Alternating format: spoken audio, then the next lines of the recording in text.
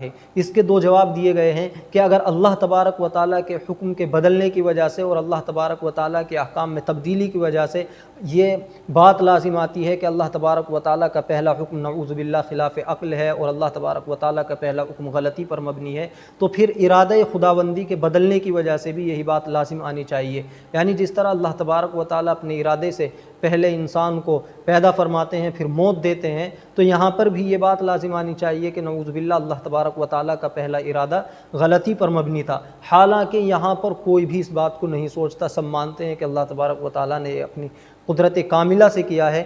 نسخ کے معاملے میں بھی ہمیں یہی سمجھنا چاہیے کہ اللہ تبارک و تعالیٰ کو اختیار ہے، وہ جب تک چاہے اور جون سا چاہے جس کو چاہے حکم دے اور جب چاہے بدلے۔ یہ اللہ تبارک و تعالیٰ کی قدرت کاملہ کی نشانی ہے۔ اللہ تبارک و تعالیٰ بندوں کے احوال سے اچھی طرح واقف ہے، کب ان کے لیے کون سا حکم مفید ہے، اللہ تبارک و تعالیٰ اسی اعتبار سے اپنے احکام کو نافذ فرماتے ہیں۔ بسم اللہ الرحمن الرحیم۔ السلام علیکم ورحمۃ اللہ وبرکاتہ۔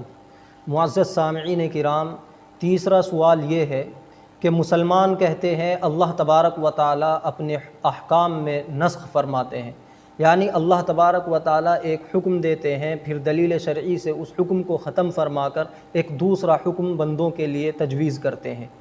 تو یہ بات بالکل خلاف عقل ہے۔ اس کا مطلب یہ ہے کہ اللہ تبارک و تعالیٰ نے پہلا حکم بے سوچے سمجھے دیا تھا، اللہ تبارک و تعالیٰ کا پہلا حکم غلطی پر مبنی تھا، اس لیے جب کوئی خرابی دیکھی تو اللہ تبارک و تعالیٰ نے اس حکم کو بدل دیا۔ حالانکہ بندوں کا حکم بھی ایسا نہیں ہوتا، بندے بھی کچھ نہ کچھ سوچ کر کوئی حکم نافذ کرتے ہیں، لیکن اللہ تبارک و تعالیٰ کی ذات سے یہ بعید ہے کہ وہ اس طرح کا حکم دے کہ اس کو بعد میں بدلنا پڑے،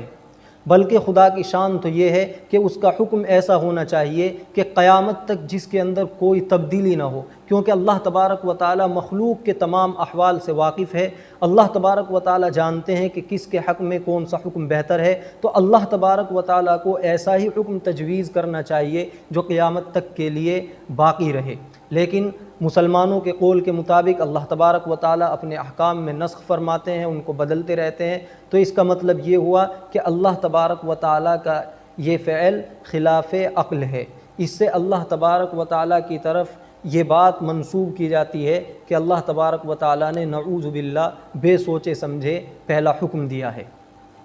اس اعتراض کے دو جواب دیے گئے ہیں۔ پہلا جواب یہ ہے کہ اگر اللہ تبارک و تعالیٰ کے حکم کا بدلنا، اللہ تبارک و تعالیٰ کے احکام میں نسخ کا ہونا، یعنی اگر اللہ تبارک و تعالیٰ اپنے پہلے حکم کو بدل کر دوسرا حکم دیتے ہیں، اس سے یہ بات لازم آتی ہے کہ اللہ تبارک و تعالیٰ نے نعوذ باللہ بے سوچے سمجھے پہلا حکم دیا تھا، اور نعوذ باللہ اللہ تبارک و تعالیٰ کا پہلا حکم غلطی پر مبنی تھا۔ تو پھر یہ بات یہاں پر بھی لازم آنی چاہیے جب اللہ تبارک و تعالیٰ اپنے ارادے کو بدلتے ہیں، یعنی اللہ تبارک و تعالیٰ اپنے ارادے سے پہلے انسان کو پیدا کرتے ہیں پھر اپنے ارادے سے اس کو موت دیتے ہیں، اسی طرح اللہ تبارک و تعالیٰ اپنے ارادے سے صحت دیتے ہیں پھر مرض دیتے ہیں۔ تو یہاں پر بھی یہ بات کہنی چاہیے کہ نعوذ باللہ پہلا ارادہ اللہ تبارک و تعالیٰ کا غلطی پر مبنی تھا، اس لیے پھر دوسرا ارادہ کرنے کی نوبت آئی۔ یہاں پر بھی یہ بات کہنی چاہیے کہ نعوذ باللہ اللہ تبارک و تعالیٰ نے بے سوچے سمجھے پہلا حکم دے دیا تھا کہ انسان کو صحت دی، پھر خرابی دیکھی اور اللہ تبارک و تعالیٰ نے اپنے حکم میں کوئی غلطی دیکھی تو فوراً اللہ تبارک و تعالیٰ نے ارادہ بدلا اور اس کو مرض میں مبتلا کر دیا۔ حالانکہ یہاں پر کوئی بھی اعتراض نہیں کرتا، جبکہ حکم اور ارادہ اس اعتبار سے دونوں میں یکسانیت ہے اور دونوں ایک جیسے ہیں کہ حکم بھی کسی بات کو دل میں سوچ کر سمجھ کر بعد میں دیا جاتا ہے، اسی طرح ارادہ بھی کسی کام کا پہلے اس کو سوچ لیا جاتا ہے، سمجھ لیا جاتا ہے، تبھی کیا جاتا ہے۔ حالانکہ ان چیزوں میں اللہ تبارک و تعالیٰ کے ارادے پر کوئی اعتراض نہیں کرتا، سب مانتے ہیں کہ وہ خالق ہے، مالک ہے، تمام چیزوں پر اس کو قدرت حاصل ہے، وہ اپنی قدرت کاملہ سے جو چاہے کرے، اسے اختیار ہے، لیکن یہی بات نسخ کے معاملے میں نہیں سوچتے۔ دوسرا جواب یہ ہے کہ جب بھی کوئی حکم بدلا جائے تو ضروری نہیں کہ وہ غلطی کی وجہ سے بدلا گیا ہو، کیونکہ کبھی کبھی پہلے حکم کو بدلا جاتا ہے غلطی کی وجہ سے اور کبھی اس کو کسی مصلحت کی وجہ سے بدلا جاتا ہے۔ مثلا کوئی ڈاکٹر ہے، کوئی طبیب ہے، اس نے مریض کی حالت کو دیکھا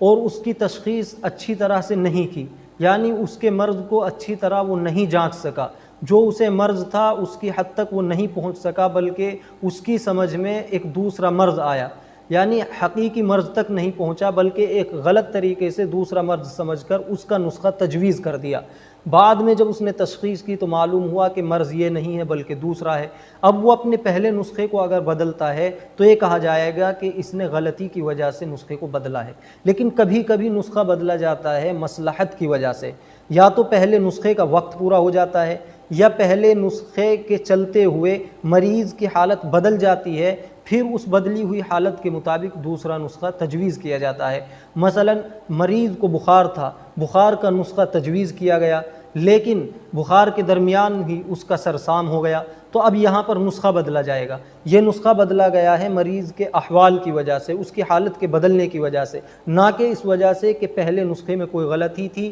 یا پہلا نسخہ بے سوچے سمجھے لکھا گیا تھا۔ اسی طرح کبھی کبھی نسخے کا وقت پورا ہو جاتا ہے۔ مثال کے طور پر پیٹ کے اندر سے کوئی فاسد مادہ نکالنا ہے تو پہلے اس مادے کو پکایا جاتا ہے، اس کے لیے دوائے منزج دی جاتی ہے، جب وہ پک جاتا ہے اور اس نسخے کا وقت مکمل ہو جاتا ہے پھر ایک دوسرا نسخہ تجویز کیا جاتا ہے جس سے اس فاسد مادے کو نکالا جاتا ہے۔ تو یہاں پر یہ بات نہیں کہی جا سکتی کہ دوسرا نسخہ تجویز کیا گیا ہے اس لیے کہ پہلے نسخے میں غلطی تھی یا بے سوچے سمجھے لکھا گیا تھا، بلکہ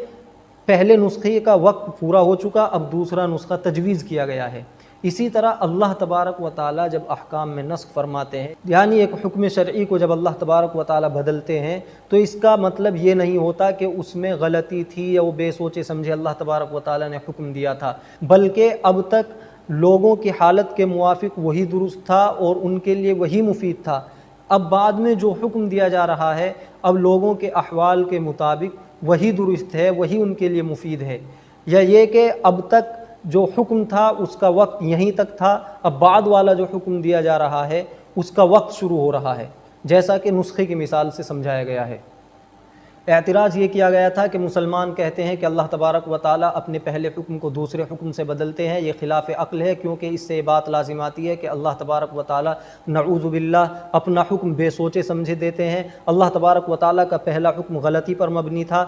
حالانکہ یہ تو انسانوں سے بھی بعید ہے، انسان بھی سوچ سمجھ کر اپنا کوئی حکم تجویز کرتا ہے۔ خدا کی شان تو یہ ہونی چاہیے تھی کہ اس کا حکم ایسا ہو جو قیامت تک برقرار رہے۔ اس کے دو جواب دیے گئے ہیں کہ اگر اللہ تبارک و تعالیٰ کے حکم کے بدلنے کی وجہ سے اور اللہ تبارک و تعالیٰ کے احکام میں تبدیلی کی وجہ سے یہ بات لازم آتی ہے کہ اللہ تبارک و تعالیٰ کا پہلا حکم نعوذ باللہ خلاف عقل ہے اور اللہ تبارک و تعالیٰ کا پہلا حکم غلطی پر مبنی ہے، تو پھر ارادہ خداوندی کے بدلنے کی وجہ سے بھی یہی بات لازم آنی چاہیے۔ یعنی جس طرح اللہ تبارک و تعالیٰ اپنے ارادے سے پہلے انسان کو پیدا فرماتے ہیں پھر موت دیتے ہیں، تو یہاں پر بھی یہ بات لازم آنی چاہیے کہ نعوذ باللہ اللہ تبارک و تعالیٰ کا پہلا ارادہ غلطی پر مبنی تھا۔ حالانکہ یہاں پر کوئی بھی اس بات کو نہیں سوچتا، سب مانتے ہیں کہ اللہ تبارک و تعالیٰ نے اپنی قدرت کاملہ سے کیا ہے۔ نسخ کے معاملے میں بھی ہمیں یہی سمجھنا چاہیے کہ اللہ تبارک و تعالیٰ کو اختیار ہے، وہ جب تک چاہے اور جون سا چاہے جس کو چاہے حکم دے اور جب چاہے بدلے۔ یہ اللہ تبارک و تعالیٰ کی قدرت کاملہ کی نشانی ہے۔ اللہ تبارک و تعالیٰ بندوں کے احوال سے اچھی طرح واقف ہے، کب ان کے لیے کون سا حکم مفید ہے، اللہ تبارک و تعالیٰ اسی اعتبار سے اپنے احکام کو نافذ فرماتے ہیں۔